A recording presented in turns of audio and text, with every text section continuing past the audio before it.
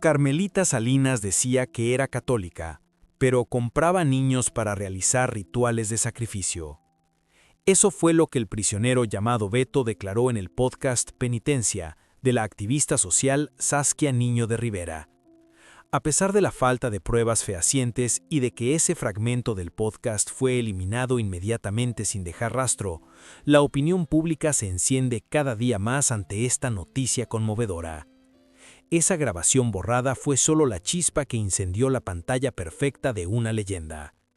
A partir de un rumor en una celda, la gente comenzó a estremecerse al hilvanar todos los rincones oscuros en la vida de la madrina. Detrás de puertas cerradas, hoy enfrentaremos juntos 4 preguntas espeluznantes. ¿Existe o no la verdad tras el relato de Beto? ¿Qué relación tiene el misterio de la muñeca de invocación oculta entre las imágenes de santos en la habitación de Carmen Salinas con la tragedia de la muerte de su hijo en 1994? ¿Cuáles son las verdades enterradas cuando ella lo arriesgó todo para proteger a quien envenenó a la estrella Gad Hispanic? Y finalmente, la frase obsesiva del fallecido actor Andrés García: ella le reza al diablo.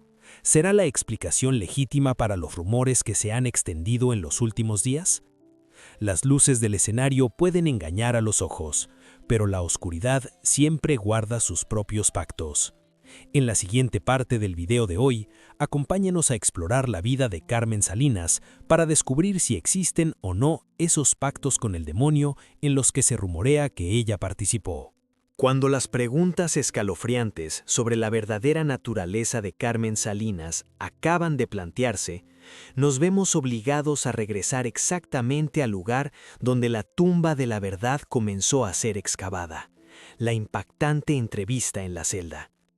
Todo se originó en Penitencia, un proyecto de podcast famoso y punzante de la activista social Saskia Niño de Rivera. Este no es un programa de entretenimiento glamuroso.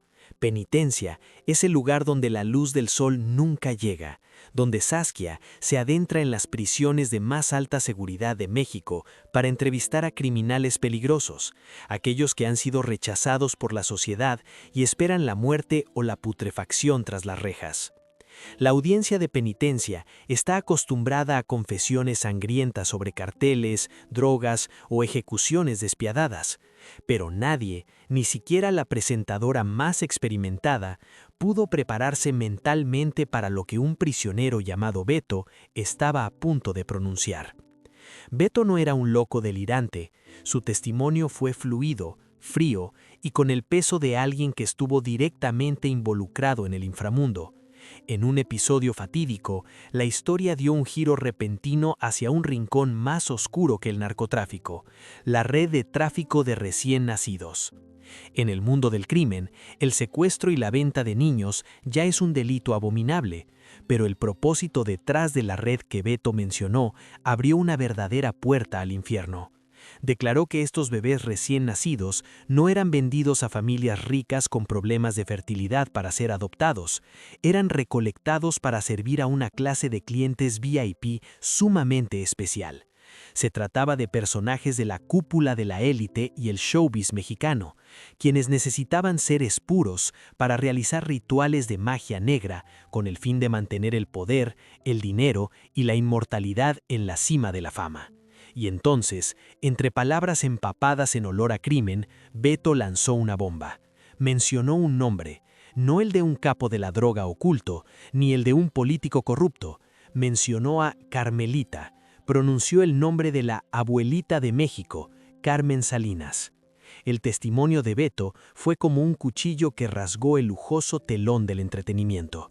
Aseguró que la mujer que siempre sonreía con bondad en la televisión, la que siempre aparecía con una cruz de oro brillante en el pecho y lloraba frecuentemente por los pobres, era de hecho una de las grandes clientas de esta red. Según lo que Beto insinuó, se dice que Carmen Salinas gastó sumas exorbitantes de dinero para comprar recién nacidos, y repitiendo una vez más, estos niños no eran comprados para ser criados en los orfanatos que ella fundó. La opinión pública rumorea de forma macabra que eran sacrificios para altares sangrientos ocultos en lo profundo de su residencia privada, destinados a pactos espirituales innombrables. A las pocas horas de que el podcast saliera al aire, el Internet en México explotó. ¿Cómo era posible creerlo? Carmen Salinas era el símbolo de la benevolencia. Era la persona dispuesta a sacar dinero de su bolsillo para pagar facturas médicas de colegas, la que cocinaba con sus propias manos para cientos de periodistas que esperaban bajo la lluvia. Era una devota católica, con su casa llena de estatuas de Cristo y la Virgen. La contradicción entre esa imagen de santa viviente y la acusación de rituales de sacrificio satánico generó un choque psicológico demasiado grande. El público pasó del asombro y la indignación a la duda y finalmente a un escalofrío recorriendo su espalda. Pero lo más aterrador no radica en la declaración de Beto. Lo más espeluznante, lo que realmente demuestra el poder omnímodo detrás del nombre de Carmen Salinas, fue lo que ocurrió inmediatamente después. Cuando la tormenta mediática apenas comenzaba a formarse, el episodio de penitencia que contenía el testimonio de Beto desapareció repentinamente, sin una explicación, sin un comunicado de prensa. El audio fue cortado, eliminado de todas las plataformas y servidores de una manera tan limpia y radical que resultaba increíble. En la era digital, donde todo deja rastro, borrar por completo un podcast que es tendencia requiere una intervención extremadamente violenta de poderes con facultad de vida o muerte.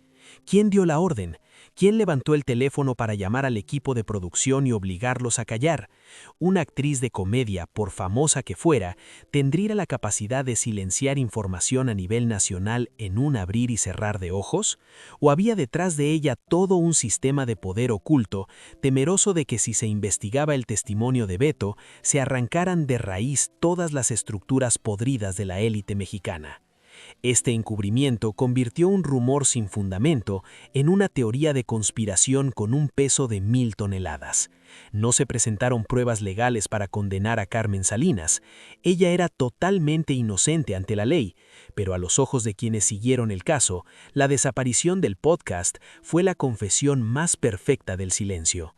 ¿Y qué pasó con Beto? ¿A dónde fue a parar el destino de quien se atrevió a desafiar al poder, de quien se atrevió a nombrar a la madrina desde su celda? Inmediatamente después de que la grabación fuera retirada, rumores persistentes comenzaron a circular desde los muros de la prisión. Se decía que Beto había sido silenciado para siempre.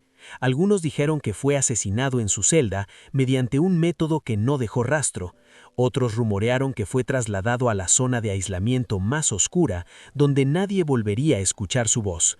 Aunque más tarde algunas fuentes débiles intentaron aclarar que Beto seguía vivo, la realidad es que desde el momento en que el nombre de Carmen Salinas salió de su boca, Beto nunca volvió a hablar. Estaba vivo, pero su alma, su valor, parecía haber sido triturado por una fuerza invisible.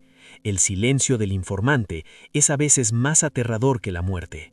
Se erigió una tumba sobre este testimonio impactante.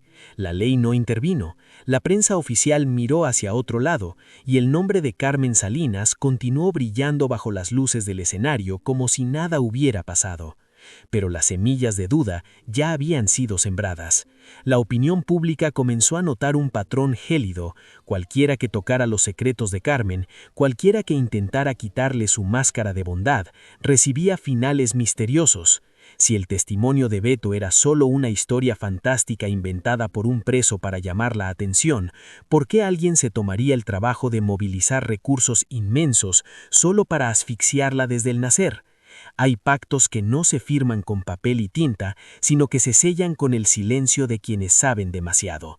El incidente de Beto pudo haber sido enterrado, pero dejó un hoyo demasiado grande en la fachada de Carmen, y a través de ese oscuro agujero, la gente comenzó a observar de nuevo toda su vida, desde tragedias familiares que parecían solo dolor del destino, hasta detalles bizarros ocultos en su propia y lujosa habitación. La investigación apenas acaba de comenzar. Cuando el podcast Penitencia desapareció sin dejar rastro, la opinión pública se dio cuenta con horror de una realidad gélida. Carmen Salinas nunca fue solo una actriz cómica, amable o una abuelita de México inofensiva. Detrás de los papeles que hacían reír al público y de las lágrimas santas en la televisión, ella era una gran arquitecta que moldeó con sus propias manos un imperio de poder inamovible.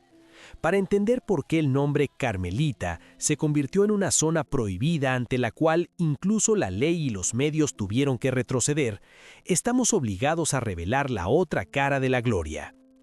Observemos su punto de partida. Carmen Salinas no nació en cunas de seda, ni entró al mundo del espectáculo con contratos rodeados de rosas.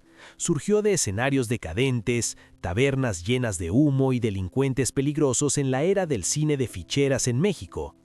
Era un mundo cruel donde la gente estaba dispuesta a pisotearse para sobrevivir. Desde lo más profundo del fondo social, aprendió a leer a las personas, aprendió a comunicarse tanto con los líderes de Lampa como con los magnates de traje elegante. Entendía perfectamente las reglas del juego de la luz y conocía de memoria las leyes sangrientas de la oscuridad. Su ascenso llegó al clímax con el nacimiento de la histórica obra de teatro Aventurera a finales de los años 90. No fue simplemente un fenómeno de taquilla. Durante décadas, toda la industria del entretenimiento en México entendió una regla no escrita. Podías ofender al director, podías discutir con el productor, pero bajo ninguna circunstancia debías molestar a Carmen Salinas. Todo el showbiz la llamaba con respeto bajo un título cargado de peso, La Madrina. Bajo su mando, los íconos de belleza más arrogantes y las estrellas emergentes más brillantes tenían que rendirle pleitesía. Manipulaba relaciones y poseía los secretos más sensibles de los artistas, convirtiéndolos en peones absolutamente leales en su tablero de poder. Pero el poder en el espectáculo no bastaba para crear un escudo perfecto. El enemigo más temido de las estrellas son los medios de comunicación. La prensa mexicana es famosa por ser agresiva, despiadada y por nunca ceder ante los escándalos. Sin embargo, frente a Carmen Salinas, las plumas más afiladas se volvían repentinamente romas y extrañamente dóciles. Ella usó la benevolencia para fabricar un escudo inexpugnable. Su bondad, nacida de la sinceridad o de una profunda frialdad calculadora, se convirtió en un arma temible. Estaba dispuesta a permanecer bajo la lluvia fría para servir personalmente platos de sopa a los reporteros que esperaban noticias. Llevaba bolsas de efectivo para pagar facturas médicas de colegas o mantener a las familias de periodistas pobres en sus momentos de mayor miseria. Envolvió astutamente a toda la prensa en una inmensa red de gratitud. Y en una sociedad donde todo se puede comprar con dinero, la gratitud es la moneda más cara y difícil de pagar. ¿Quién se atrevería a escribir un artículo de investigación para denunciar a la mujer que salvó la vida de un familiar? ¿Quién tendría el corazón para interrogar a quien alimentó a todo su equipo en tiempos difíciles? Los medios voluntariamente se vendaron los ojos y se taparon los oídos ante cualquier rumor oscuro sobre ella, solo para proteger la imagen de santa viviente que ellos mismos ayudaron a pintar. Entre 2015 y 2018, el público mexicano quedó atónito al ver a la actriz Carmen Salinas entrar formalmente a la Cámara de Diputados, convirtiéndose en legisladora por el PRI, el partido político más antiguo, poderoso y polémico de la historia moderna de México. La prensa de entonces se burlaba constantemente al fotografiarla durmiendo en sesiones parlamentarias importantes o por sus declaraciones ingenuas sobre macroeconomía. Se reían de ella llamándola títere político, una estrategia del PRI para atraer votos de las clases populares. Pero la opinión pública se equivocaba. Una mujer que puede ir del basurero social a ser la jefa del espectáculo nunca es una tonta. No entró al Congreso para hacer leyes, entró para obtener el fuero, la inmunidad política. Como diputada federal, Carmen Salinas quedó fuera del alcance de la justicia ordinaria. Ninguna agencia de investigación podía tocarla fácilmente, ninguna orden de registro podía emitirse arbitrariamente contra su residencia. Su escaño la convirtió en una zona de amortiguamiento absolutamente segura. En las sombras, analistas políticos independientes plantearon teorías espeluznantes. ¿Necesitaba el PRI de ella no por su fama, sino porque era la mediadora perfecta? ¿Alguien capaz de conectar a la élite política, a los magnates y posiblemente fuerzas ocultas innombrables bajo la fachada de lujosas fiestas de la farándula y escenarios teatrales que nunca eran vigilados? Ahora regresemos al testimonio de Beto. Cuando un delincuente se atrevió a mencionar a la madrina en una red de tráfico de niños para rituales, no solo estaba denunciando a una persona, estaba amenazando con lanzar una chispa a todo un sistema de poder entrelazado entre el showbiz, los medios y la política. Si Carmen Salinas caía, ¿cuántos secretos de la alta sociedad saldrían a la luz? ¿Cuántos políticos protegidos por ella serían arrastrados al fango? La desaparición del podcast no fue un milagro místico, fue la consecuencia inevitable de una maquinaria de poder colosal activada para proteger su eslabón más importante. El prisionero Beto subestimó a la mujer que siempre rezaba en televisión. No sabía que antes de buscar el amparo de Dios o de verse involucrada en sospechas sobre fuerzas oscuras, ella misma se había transformado en una deidad imposible de juzgar en este mundo. Pero el poder terrenal puede engañar a los hombres. Los pactos espirituales en la oscuridad nunca conocen la misericordia. Cuando alguien tiene en sus manos todo el poder para ocultar el sol, el castigo suele dirigirse al punto más débil y cruel. El silencio de Beto es solo el capítulo inicial. El rincón verdaderamente oscuro, aquello que todavía provoca escalofríos al recordar a Carmen Salinas, yace silencioso en su propia y lujosa habitación, rodeada de imágenes de santos. Mientras la opinión pública seguía conmocionada por la misteriosa desaparición del podcast de Beto, quienes estaban inquietos por esta historia no tuvieron más remedio que buscar silenciosamente en videos teñidos por el paso del tiempo. A veces, los rincones más aterradores no se esconden en sótanos oscuros ni en estrictos contratos de confidencialidad. Se encuentran expuestos a simple vista, silenciosos y solitarios, dentro del lugar más privado e íntimo de una persona. Para Carmen Salinas, el lugar que albergaba esos secretos abrumadores era precisamente su propio dormitorio. En unas pocas y raras grabaciones de entrevistas durante sus últimos años de vida, la lente de la cámara recorrió accidentalmente el lugar de descanso de la madrina. El público mexicano ya estaba acostumbrado a la imagen de una mujer que siempre llevaba una cruz en el pecho, por lo que el hecho de que su dormitorio estuviera decorado como un santuario católico era comprensible. Sin embargo, al cruzar esa puerta, una sensación asfixiante, envuelta en un aura sobrenatural, comenzaba a ahogar el ambiente. No era exactamente una habitación para dormir, tenía la apariencia de un mausoleo imponente y lúgubre. Cientos de figuras de santos y estatuas de la Virgen de Guadalupe de todos los tamaños estaban alineadas muy juntas, apiñadas en estantes de madera, cubriendo cortinas y tocadores. Bajo la luz parpadeante de velas que ardían día y noche sin apagarse, los rostros silenciosos de yeso creaban un espacio denso con un olor a incienso y humo, provocando una obsesión casi asfixiante. Pero lo que realmente daba escalofríos no era lo abrumador de los cientos de estatuas. En medio de ese bosque de seres divinos que representaban la luz y la salvación, la cámara capturó accidentalmente un objeto totalmente fuera de lugar, discordante y profundamente sombrío, un muñeco con forma de bebé.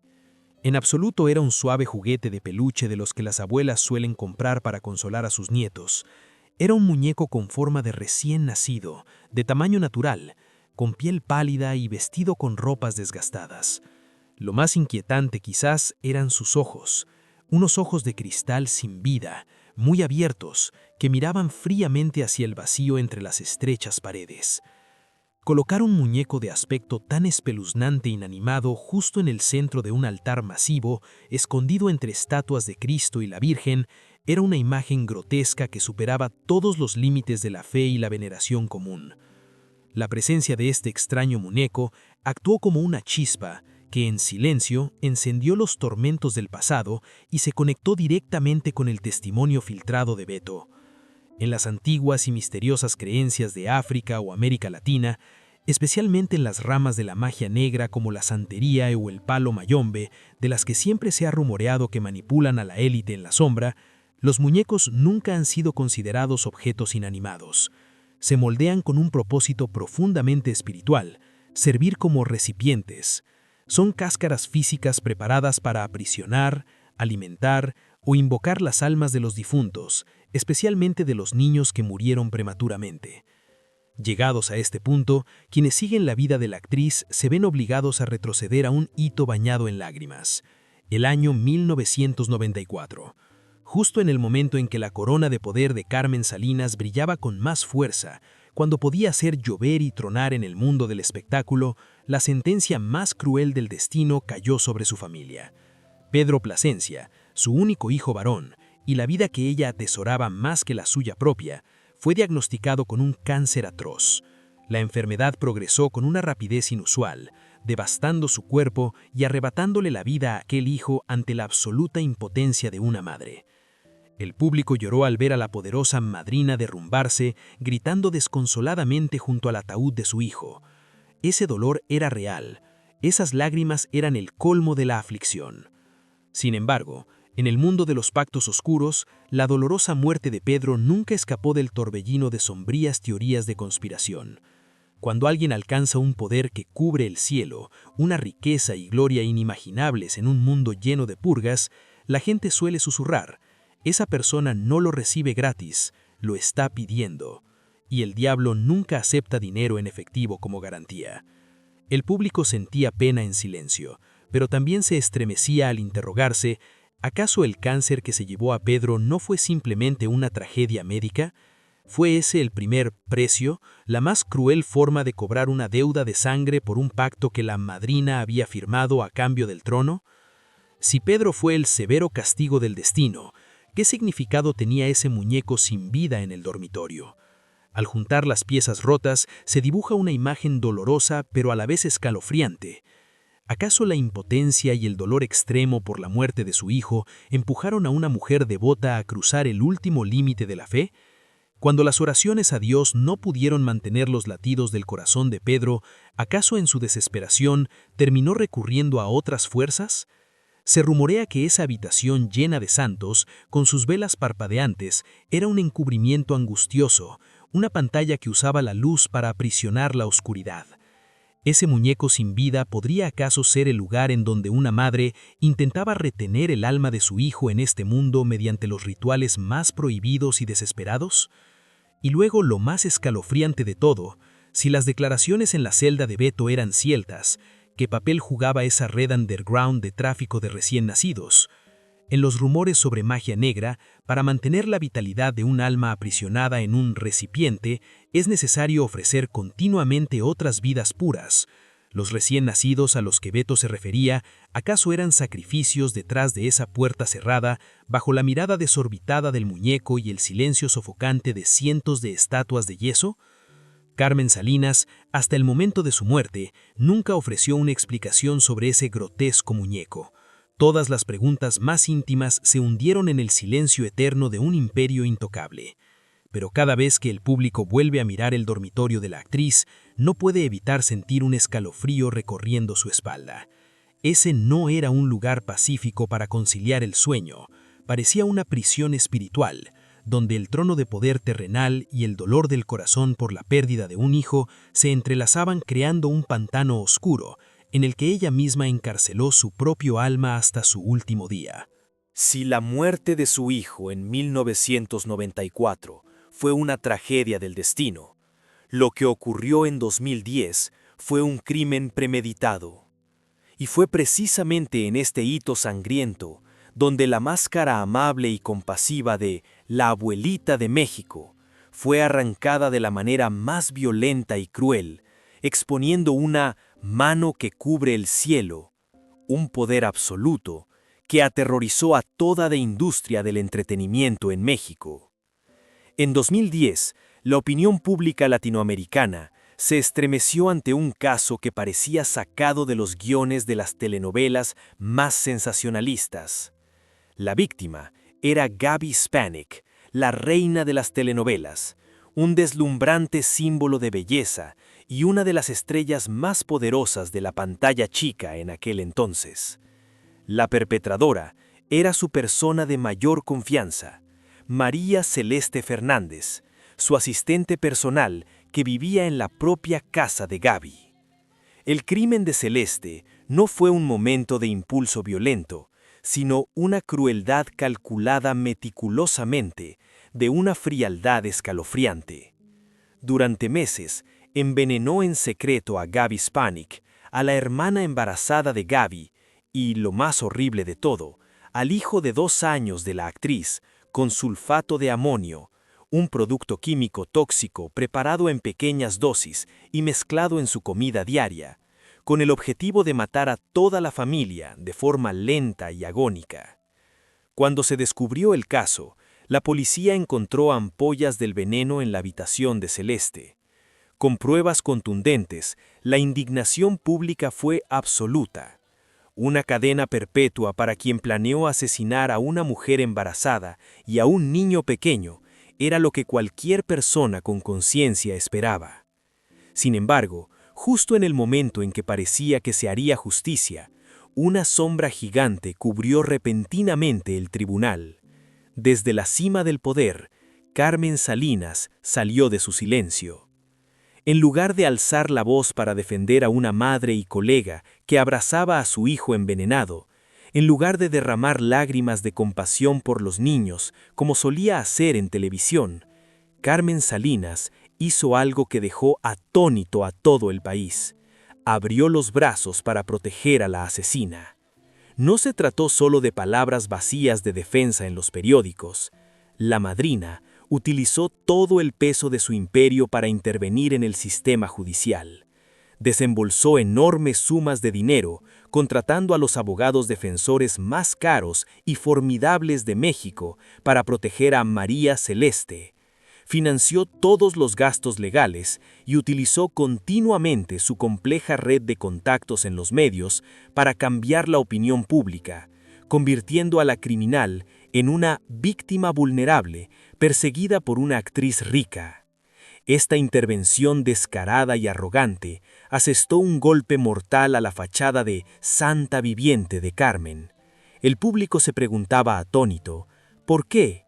¿Por qué una mujer que siempre rezaba, con una casa llena de estatuas de Cristo, desafiaba toda moralidad para salvar a alguien que planeó envenenar a un niño de 2 años?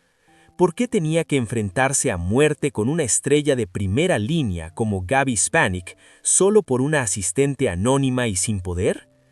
En medio de esas preguntas sin respuesta, los rumores más oscuros del inframundo resurgieron una vez más, y esta vez encajaban formando una imagen aterradora.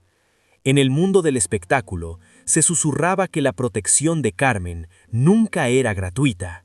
María Celeste no era simplemente una asistente. ¿Acaso poseía secretos escandalosos que, de ser condenada a cadena perpetua, revelaría a cambio de clemencia? Mirando hacia el pasado, recordemos la red de tráfico de niños para magia negra que mencionó el prisionero Beto. Recordemos el muñeco de invocación en su dormitorio. La gente se estremeció al formular una hipótesis. ¿Sería Celeste un pequeño eslabón en ese oscuro inframundo? ¿Acaso fue una proveedora, o al menos alguien que sabía demasiado sobre los rituales turbios detrás de las puertas de la mansión de la madrina? Salvar a Celeste no fue un acto de piedad. Salvar a Celeste tal vez era la única manera en que Carmen podía encubrir un enorme agujero negro de pecados que podría tragarse todo su imperio. Fue un pacto de sangre. Te evito podrirte en la cárcel, y tú te llevas mis secretos a la tumba. La batalla legal entre Gaby Spanik y el poder de Carmen Salinas se prolongó en medio de la desesperación. A pesar de los extremos esfuerzos de una madre para proteger a su hijo, la verdad finalmente se torció bajo el peso del dinero y el poder político. Gaby Spanik, la madre que protegía a su hijo, se derrumbó ante un muro impenetrable, dándose cuenta de que en México hay quienes están por encima de la justicia, manipulando la ley con manos invisibles. El caso se cerró, el tiempo pasó, y Carmen Salinas falleció en 2021, llevándose sus secretos a la tierra fría. El público pensó que el dolor de Gaby Spanik se desvanecería gradualmente y el envenenamiento de 2010 descansaría para siempre en los archivos judiciales. Pero el mundo de los pactos oscuros siempre tiene formas de aterrorizar a la gente, aun cuando quien hizo el pacto ya no está. En marzo de 2026, Justo cuando las controversias sobre la declaración de Beto volvieron a estallar, Gaby Spanik rompió el silencio y lanzó una bomba impactante en el centro del ojo del huracán mediático. En una entrevista llena de indignación, la actriz reveló una verdad cruel. Todos los expedientes legales, las pruebas toxicológicas y los testimonios desgarradores del caso de envenenamiento de su familia hace años ya no existen. No se perdieron, fueron incinerados y destruidos por completo en 2013. Un silencio escalofriante envolvió a toda la opinión pública cuando se publicó esta información. El año 2013. Recordemos esa época. Era el momento en que el poder de Carmen Salinas estaba allanando el camino para entrar al Congreso, preparándose para asumir el cargo de diputada con inmunidad legal. El hecho de que un archivo judicial, estrictamente vigilado por las autoridades públicas, se incendiara repentinamente y redujera a cenizas todas las pruebas de un caso tan importante, no podía ser en absoluto un accidente aleatorio. ¿Quién tenía el poder suficiente para meter la mano en el sistema judicial nacional y ordenar quemar un expediente de vida o muerte? ¿Quién tenía la capacidad de borrar todo rastro legal, convirtiendo un crimen atroz en una hoja en blanco, permitiendo que la perpetradora caminara libre y asegurando que las sospechas sobre las fuerzas detrás de ella nunca pudieran reabrirse en un tribunal? La imagen de las llamas devorando las páginas de los expedientes en 2013 es idéntica a la forma en que el podcast de la activista Saskia fue borrado sin dejar rastro en las plataformas digitales. La misma táctica de encubrimiento, la misma crueldad y el mismo terror invisible que oprime a los que buscan justicia. La denuncia de Gaby Spanik en 2026 no solo reabrió un viejo dolor, es la prueba más contundente de que la mano que cubre el cielo de Carmen Salinas era real. No solo rezaba estatuas de yeso, moldeó su propio sistema legal, donde los crímenes podían ser blanqueados con fuego y dinero. En un mundo donde las luces del escenario ciegan fácilmente a la gente, no todos se dejaron engañar por las sonrisas benévolas o las lágrimas de dolor en la televisión. Cuando los poderes invisibles de Carmen Salinas se extendieron para oscurecer el cielo de la justicia en el caso de Gaby Spanik, la mayor parte de la industria del entretenimiento eligió el silencio para sobrevivir. Pero en la compleja alta sociedad de México, aquellas personas que han pasado más de media vida en la oscuridad siempre tienen una forma de reconocer a sus semejantes. Uno de los muy raros que se atrevió a mantener la espalda recta y mirar directamente a los ojos de la madrina sin temblar fue el fallecido actor Andrés García, un símbolo de masculinidad y un verdadero padrino del cine mexicano. A diferencia de los jóvenes artistas que tenían que encogerse y llamar a Carmen su madrina, Andrés llevaba en sí la arrogancia de alguien que había probado todos los altibajos, habiéndose relacionado con todo tipo de personas, desde la élite hasta los capos más duros.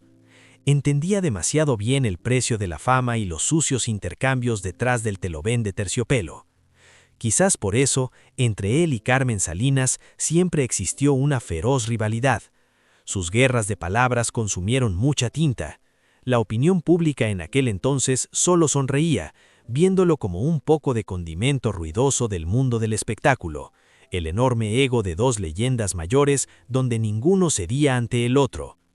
Hasta que un día, en medio de conflictos que parecían ser solo asuntos triviales de artistas, Andrés García soltó una frase que hizo que el ambiente circundante pareciera congelarse.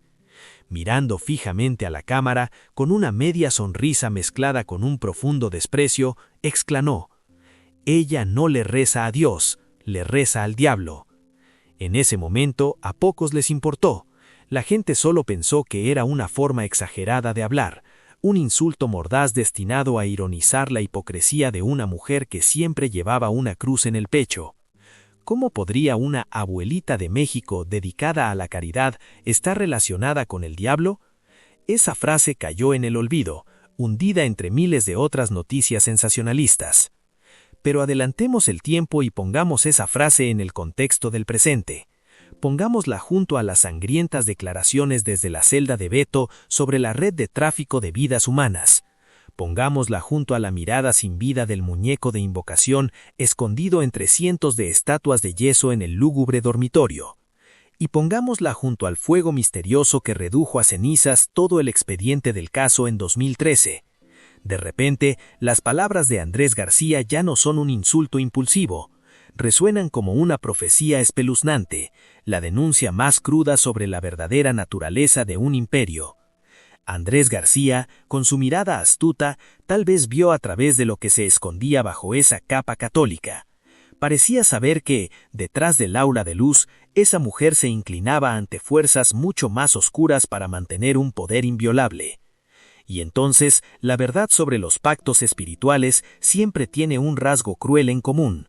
Cualquier cosa que le pidas prestada de la oscuridad, un día tendrás que devolverla, sin que falte ni un solo centavo. En diciembre de 2021, Carmen Salinas cerró los ojos para siempre. Todo México estaba convencido de que, con más de medio siglo de hegemonía, desde obras de teatro con ingresos colosales, lucrativos contratos cinematográficos, hasta el poderoso escueño de diputada, su familia heredaría una fortuna inmensa e incalculable. Sin embargo, en los primeros meses de 2026, una verdad dolorosa y desconcertante fue revelada a los medios por la propia María Eugenia Plasencia, su hija. No hay testamentos millonarios, no quedó ningún flujo de dinero masivo. La enorme fortuna de la madrina, aquello por lo que se agotó toda su vida para acumular, acaparar y proteger, se evaporó de repente como si nunca hubiera existido. ¿A dónde fue el dinero? Una gran pregunta que flota en los periódicos, sin que nadie pueda dar una respuesta financieramente lógica. En el silencio, la opinión pública volvió a estremecerse al recordar los oscuros rumores. En el mundo de los pactos secretos, la gloria y la riqueza prestada del inframundo son solo una ilusión. Cuando el firmante del pacto exhala su último aliento, todo lo que pertenece a la oscuridad será recuperado por la oscuridad. Su familia se quedó con las manos vacías, la fortuna evaporó sin dejar rastro exactamente de la misma manera en que el podcast de Beto fue borrado, o como la pila de expedientes judiciales fue devorada por las llamas en 2013. Todo se desvaneció en la nada como una deuda de sangre que ha llegado a su fecha de vencimiento. La familia Salinas sigue adelante con las manos vacías, pero tal vez eso sea una liberación. Perdieron el dinero, pero a cambio no tienen que seguir cargando con los pesados secretos ocultos bajo la sombra de la madrina. La profecía de Andrés García se cumplió de la manera más silenciosa y obsesiva, cerrando un capítulo brillante, pero también teñido de oscuridad del reino de showbiz mexicano. En el brillante mundo de la élite, las luces del escenario no solo nacen para honrar, sino que a veces son el telón de terciopelo más perfecto para ocultar pactos espeluznantes. Al revisar las oscuras páginas de la historia del entretenimiento mexicano, nos damos cuenta con un escalofrío de una amarga verdad. Carmen Salinas parece no haber estado sola.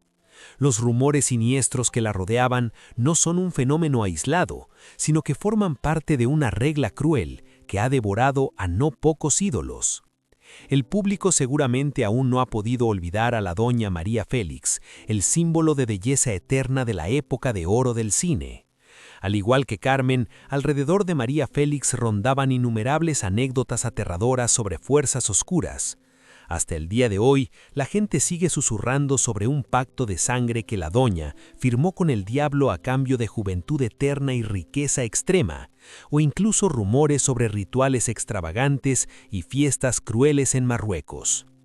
La gente tampoco puede evitar estremecerse al recordar a Irma Serrano, la otrora infame La Tigresa.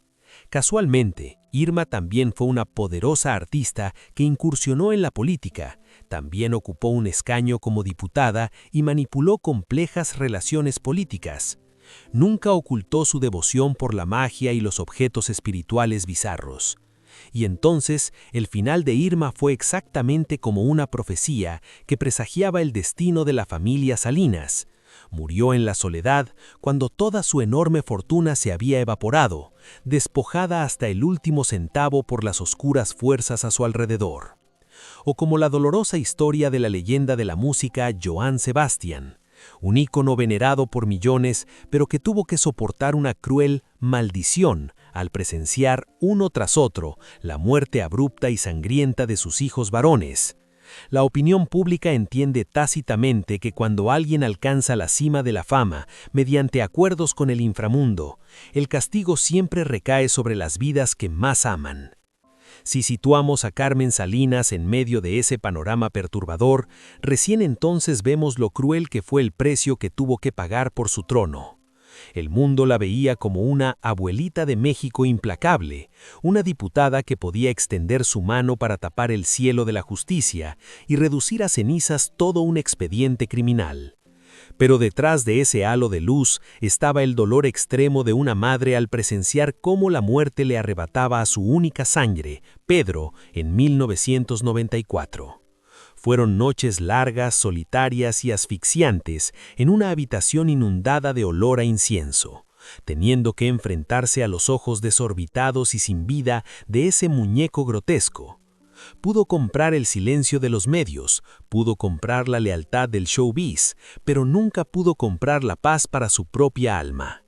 Al final, cuando su aliento se agotó, toda la gloria y riqueza terrenal que pasó toda una vida acumulando y protegiendo, de repente se desvaneció como el humo en 2026. Su familia quedó con las manos vacías, dejando un legado cubierto de escepticismo y miedo. Esa es, quizás, la regla de juego más justa y despiadada de la oscuridad. El prestamista del inframundo siempre reclama todo de vuelta. El tiempo sigue su curso. La opinión pública tal vez lo olvide gradualmente, pero las preguntas sin respuesta siguen flotando ahí, pesadas y gélidas. Esas pequeñas criaturas recién nacidas del testimonio del prisionero Beto hace años, ¿a dónde fueron a parar realmente detrás de los muros de esa lujosa mansión? ¿Qué fuego devoró el expediente criminal en 2013? ¿Y acaso los cómplices de ese encubrimiento continúan poniéndose otras vestiduras respetables para manipular la justicia mexicana actual? Y el vacío, la incomprensible desaparición de la fortuna millonaria, ¿ha sido suficiente para saldar por completo la deuda de sangre que dejó la madrina? ¿O es solo el comienzo de otra maldición que caerá sobre los vivos? Ya no habrá ningún tribunal terrenal que pueda llevar a Carmen Salinas a juicio. El prisionero Beto, probablemente, se llevó la verdad al fondo de la tumba para siempre. Pero ahora, cada vez que la gente vuelve a mirar esas viejas cintas, la sonrisa otrora bondadosa de Carmelita solo trae consigo una inquietud imborrable. Nos recuerda silenciosamente una frontera invisible y aterradoramente frágil, donde el final absoluto de la fachada de santidad podría ser precisamente la puerta que conduce a las pesadillas más oscuras. El viaje para desentrañar los expedientes sobre Carmen Salinas es como entrar en un teatro deslumbrante pero inundado de oscuridad. Allí, alguna vez fuimos cegados por el aura luminosa de una abuelita de México santa, una especie de patrona de los desvalidos que siempre llevaba una cruz brillante en el pecho. Pero cuando se levanta el telón de terciopelo detrás del escenario, lo que nos espera es una tragedia cruel y abrumadora que ningún guión cinematográfico se atrevería a inventar. El llanto de las criaturas inocentes en el testimonio sangriento de Beto, la mirada de cristal sin vida del muñeco de invocación en medio de la habitación mausoleo, y el fuego implacable que redujo a cenizas la justicia en 2013, todo se funde en una obsesión imborrable. Sin embargo, lo más aterrador de toda esta historia no radica solo en si Carmen Salinas realmente se manchó las manos o si alguna vez se arrodilló ante el diablo como la profecía de Andrés García. El verdadero terror, lo que más hiela la sangre, reside en el silencio. Es el silencio cobarde de un prisionero endurecido, el mutismo de todo un sistema legal ante el poder de una diputada, y la ceguera voluntaria de unos medios de comunicación que alguna vez fueron alimentados con platos de sopa de gratitud. El poder omnímodo de la madrina ha dejado una lección gélida sobre el funcionamiento del mundo de la élite. En una cierta clase alta, los crímenes pueden ser blanqueados con una fachada religiosa y la verdad puede ser fácilmente asfixiada si amenaza el trono de los superiores. Nunca tendremos un jurado terrenal con la autoridad suficiente para condenar a alguien que ya ha fallecido. La ley no puede juzgar las cenizas de 2013, y el Tribunal de la Conciencia también se queda impotente ante la siniestra desaparición de una fortuna millonaria. Carmen Salinas se llevó todos sus secretos más íntimos a la fría tumba, dejando un legado inmenso pero sangrante. Como si fuera una ley siniestra que a menudo se susurra en los ambientes de poder en México.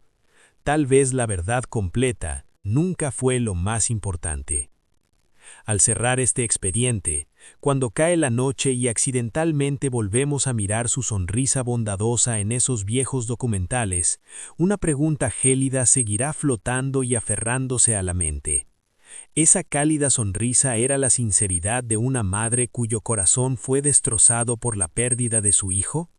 ¿O era en realidad la máscara más perfecta y brillante que la oscuridad jamás haya tejido para cegar al mundo?